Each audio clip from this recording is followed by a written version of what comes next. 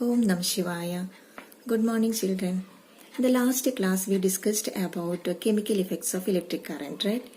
In that, one of the chemical effect of electric current is deposition of a metal on another metal, isn't it? You already know when you buy a brand new bicycle, it has handlebars, shiny handlebars, and wheel rims, which are also very shiny, isn't it? But if it is accidentally scratched, this coating comes off, and you can see the metallic surface which is not so shiny beneath this coating, isn't it? I think you already noticed it. So likewise, you already know the women are wearing the ornaments which are appears to be gold, isn't it? But it is actually coated with the gold. With a continuous use, this shining gold may be wears off, isn't it? So in that case, that ornaments may be made up of silver or any other metal. It is actually coated with gold. So how can we coat one metal on the other metal, or how can we deposit one metal on the other metal? That we can discuss with the help of an activity. Okay. Now we can discuss how a layer of one metal can be deposited on top of another. So for that we can do the activity 14.7 given in your textbook. For doing this activity, we need copper sulfate and copper plates.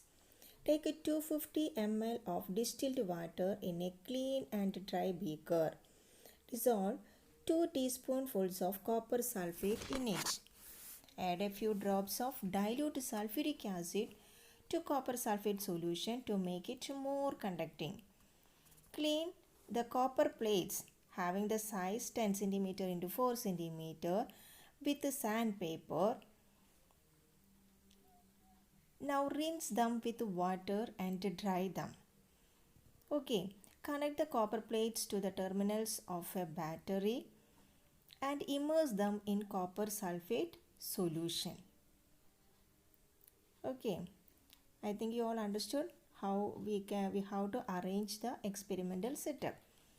Now allow the current to pass for about 15 minutes and then remove the electrodes from the solution and look at them carefully. We can find a difference in one of the electrode. We can see coating over it.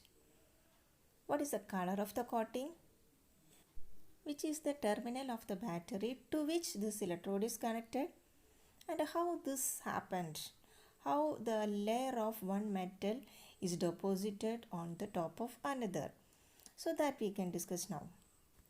When electric current is passed through the copper sulfate solution, copper sulfate dissociates into copper and sulfate.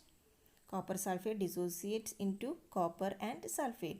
The free copper gets drawn into the electrode connected to the negative terminal of the battery and gets deposited on it.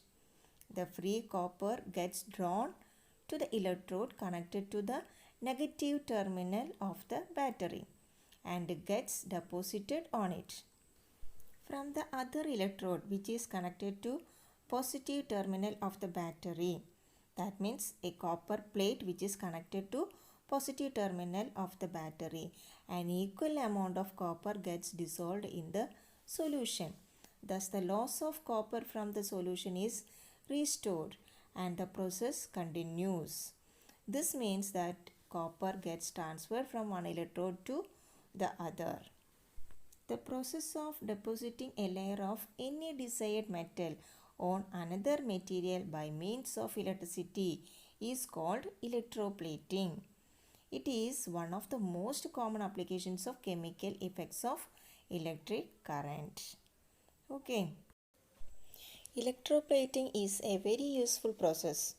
It is actually widely used in industry for coating metal objects with a thin layer of different metal. The layer of metal deposited has some desired property which the metal of the object lacks. For example, Chromium plating is done on many objects such as car parts, bathtubs, kitchen gas burners, bicycle, handlebars, wheel rims, and many others. Chromium has a shiny appearance. It does not corrode, it resists the scratches. However, chromium is expensive and it may not be economical to make the whole object out of chromium. So, the object is made from a cheaper metal and only a coating of chromium over it is deposited.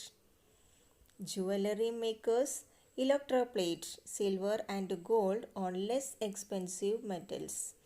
These ornaments have the appearance of silver or gold but are much less expensive. Okay. Tin cans used for storing food are made by electroplating tin onto iron. Tin is less reactive than iron, thus food does not come into contact with iron and is protected from getting spoiled. Iron is used in bridges and automobiles to provide strength. However, iron tends to corrode and rust. So, a coating of zinc is deposited on iron to protect it from corrosion and formation of rust. Is it clear? In the electroplating factories, the disposal of the used conducting solution is a major concern.